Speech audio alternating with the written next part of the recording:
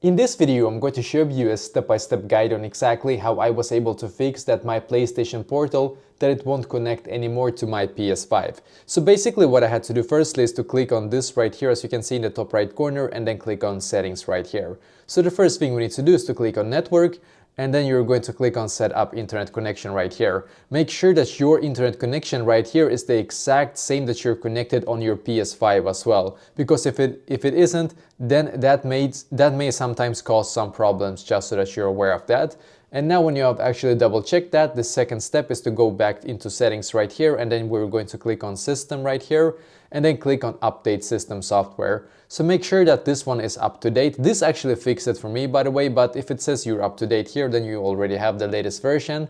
Now we're just going to go back here. And now on this page right here, what we can also do, by the way, is to once again go into system, and then we're going to go into date and time here, and make sure that this one set date and time, and also the time format, date format right here. The most important is this one, set date and time zone. So if you don't have this one set automatically, make sure that you have this one enabled. Sometimes this can also fix this issue for some reason, because if you have like wrong date or it's messed up, then it might not sync properly to your PS5, if that makes sense.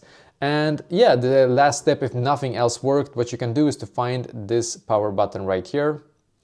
And then we're just going to click on restart right here, as you can see, and then wait for our PS5 portal to completely restart, and hopefully this will be able to fix this problem for you as well.